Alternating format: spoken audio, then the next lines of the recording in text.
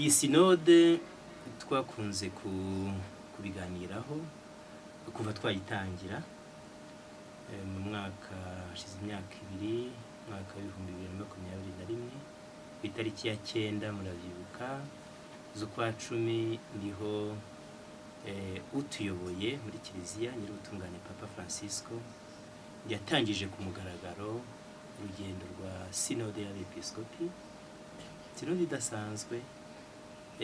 idasanzwe kuki kubera ko ari sinode yiga ku buryo kiliziya iriho, imibereho ya kiliziya n'uburyo kiliziya isohoza ubutumwa bwayo muri ibi bihe. Ni sinode ireba abakristu twese babatijwe twese. Ni sinode ibumbira hamwe bose ababatijwe bose. Iyo ngingo ireba bose turaza kwigarukaho no mu kiganiro kuko ni ingingo ikomeye idusaba twese guhagurukira icyarimwe tukaba abasangirangendo. Mu biganiro twagize mu gihe gishize twakunze kubigarukaho ku sinode Itugira twese Sinodi abasangirangendo mu butumwa bwo kwamamaza Yesu Kristo. Hashize rero ukwezi kose kwibumbye twatangiye ku itariki ya 30 z'ukwezi kwa 9 ku mugoroba umugoroba w'igitaramo cy'amasengesho. Umva hano twatangiriye kuba ahantu hakomeye iruhande rw'umusimbura wa Petero Papa Francisco yari yararitse birumvikana intumwa zose za sinode zivuye ku isi yose. Nibutse ko abari muri iriya sinode bari abepiskopi cyane birumvikana nibo bari benshi, abepiskopi n'abakardinali bahagarariye za diocese z'isi yose batumwe n'inteko z'abepiskopi za conference episcopale z'isi yose. Hakabamo abandi bantu papa we ku giti cye n'abamufasha batumiye kubera imirimo bafite n'akamaro bagirira urwo rugendo rwa sinode. Muri urwo rwego rero harimo n'abahagarariye ibyiciro byose by'abakristu, harimo abiyeguriye Imana, abahagarariye abiyeguriye Imana, harimo n'abajene.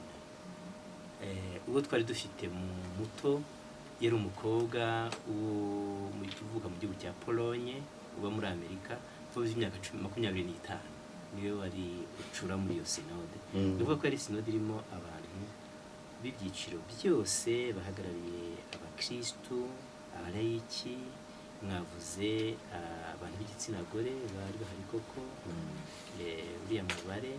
Hanyuma rero akaba n'abandi bari bahagarariye za kiliziya zindi kunze ubumwe bita za kiliziya z'iburasirazuba. Twakoze iki rero? Reka mbihine mu magambo avunaguye uko murumva kwezi kose ni kwinshi. Icyambere simbatungure mpera ku isengesho kuko niryo kintu cyambere twahereyeho kandi wabonaga ari ryo byose bishingiyeho. Twatangiriye ku isengesho, twatangiye kuri icyo kigoroba cy'itariki ya 30, hanyuma hakurikiraho iminsi 3 yose yo kwiherera no gusenga no kwigishwa. Byari byiza kubona abantu bangana gutyo 360 n'abandi higanjemo abakardinali n'abepiskopi bateze amatwi bigishwa bari mu mwiherero basenga badusabaga kwigishwa birumvikana kurikirana inyigisho neza no gushengerera bihagije. Hahoraga isakramentu mu bihe bya pause ku buryo abantu bashobora kujya gushengerera, guhabwa penitensiya, mbese gukora imyitozo itunganya umutima kugira ngo tuzatangire imirimo nyirizina ya sesiyo ya sinode umutima umaze kwegerana. Isengesho ryagaragaye no mu mirimo ya sinode tumaze gutangira sinode, misa buri munsi birumvikana aho twari turi, hanyuma amasengesho mu gihe cy'imirimo ya sinode twarasengaga cyane, ntabwo ari ugutangira gusa no gusoza, no hagati mu mirimo ndaza kubigarukaho muri metodoloji twakurikije twakoresheje. Isengesho naga rifite umwanya mwinshi cyane. Yari sinode rero twamaze icyo gihe icya mbere twakoze rwose no gusenga no gutega amatwi mutagatifu. Aho twari turi mu cyumba kizwi n'abantu bose, icyumba cyitiriwe mutagatifu Paul wa gatandatu, sale Paul 6, abantu benshi barayizi, nicyo papa abonaniramo n'abantu benshi.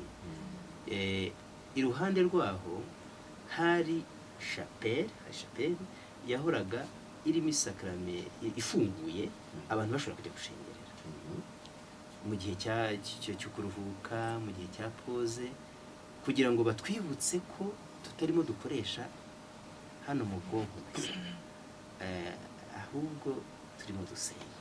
Icya mbere ni icyo. Icya kabiri nacyo kishobora kubasetsa, ni uguceceka. Mwagira muti ni igikorwa se guceceka? Nibyo, ni igikorwa twakoze kandi twatojwe rwose. Badutozaga guceceka, kurema ituze, kugira ngo umutima ubashe gutekereza neza, hanyuma tubashe no gutegana amatwi neza tutavangiwe. Yewe na telefone badusabaga kuzihagarika. Muri sale twarimo nta connection ya internet yari ihari, kugira ngo umutima uri mu ituze.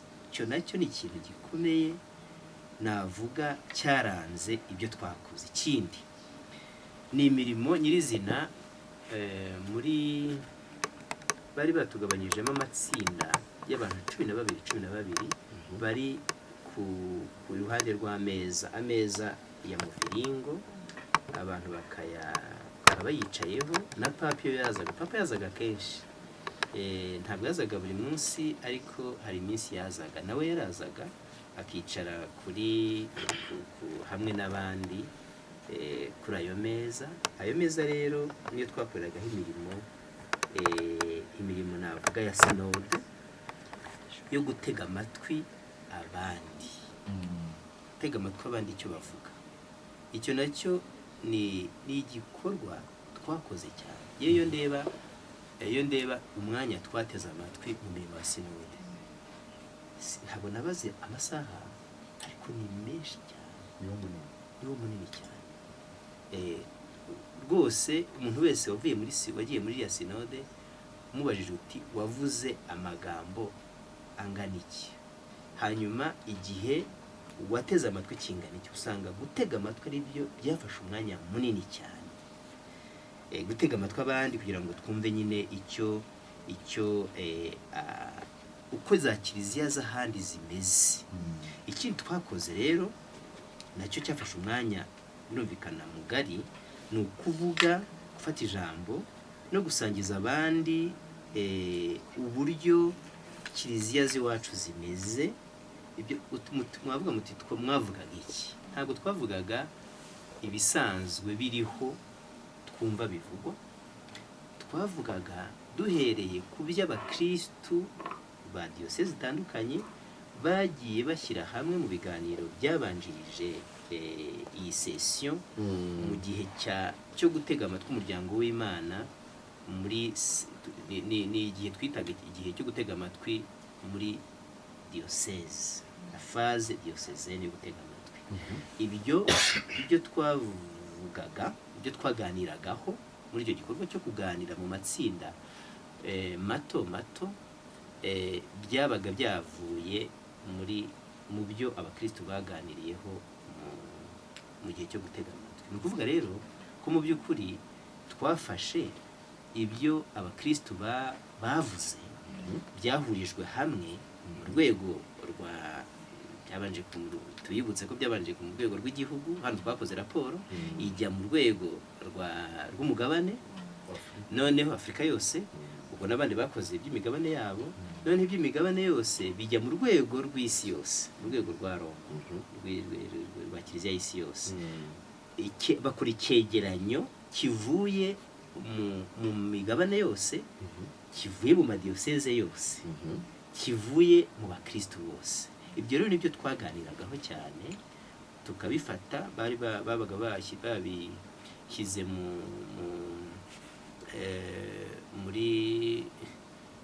muri za teme zitandukanye, mu bitekerezo shingiro bitandukanye, noneho tukaba ari byo duheraho tuganira. Icyo gikorwa cyo kuganira nacyo twagihaye umwanya mwinshi. Hanyuma rero ibyo kuganira bigasozwa no gushishoreza hamwe ibyo twakura mu biganiro twagize duhereye ku byo abakristo batanze. Gushishoreza hamwe bivuga ko ubanza gutega amatwi byose, noneho buri wese yagiraga umwanya mu matsinda mato yo kuvuga uko yumvise ibyo abandi bavuga, noneho buhoro buhoro mu biganiro tukagenda tubona ibitekerezo by'ingenzi tubona koko umuntu yagumana mu mutima, mu mutwe, bizakomeza gukora urugendo. Ni ukuvuga twafataga ibitekerezo byatanzwe tukagerageza kubisesengura, tukageza kubiyungurura, noneho mu matsinda mato uhagarariye itsinda akabivuga muri rusange. Noneho ubwo byamara guhabwa inteko, bya bitekerezo bimara guhabwa inteko, bimwe muri byo bikagenda bifatwa nk'ibitekerezo tugomba kugumana muri sinode. Ibindi tukavuga ko nabyo ari byiza ariko bitihutirwa cyane. Ibyo rero nibyo twakoze muri uku kwezi kose. Twarangirije, nanjye bariho ndangiriza kuri icyo kibazo mumbajije, twarangirije ku murimo wo kumvikana ku nyandiko isoza sinode. Kugira ngo bamwe barayibonye inyandiko, icyegeranyo mu magambo avunaguye ni amapaje nka 40. Iriya nyandiko twese twayikozeho, twayitanzeho umuganda. Ni inyandiko rwose yavuye mu matsinda yose. Abakora umurimo wo kubyegeranya bagendaga begeranya ibyo twavuze mu matsinda, noneho birangiye barayidusomera ijambo ku ijambo kugira ngo tuyikosore. Turabanza turayikosora, noneho bakora umurimo wa kabiri noneho wo kuyidusomera irangiye. Nibyo twakoze ubugororangingo burangiye. Barangije bakora ikintu njye nabonye cyarashimishije, nabonye ari cyiza pe. N'ikoranabuhanga ryaradufashije. Turayitora, iyo nyandiko turayitora. Buri wese yabaga afite akantu ka tablette, ka computer gatoya, ku buryo bakwereka bati paragraph iyi niyi, urayemeye cyangwa ntuyemeye. Twese ukavuga uti ndayemeye, ukakanda kuri yego. bakabona nka paragraphe runaka, ariko paragraphe zose twarazemeje kandi ku buryo bw'abantu benshi. Iyo amategeko yari ameze nka paragraphe, iyo habamo nka paragraphe ituzuza amajwi ya ngombwa, twari guhita tuyikuramo. Icyerekanye ko sinode, icyo nacyo taturetse ko sinode yagenze neza, ko ibitekerezo byatanzwe byari bisangiwe na bose, nuko amaparagraphe yose, ibyiciro byose ibice byose by'iyo nyandiko twagendaga tubitora, byafashe umwanya muremure nk'amasaha nk'abiri n'igice yo gutora paragarafi kuri paragarafi.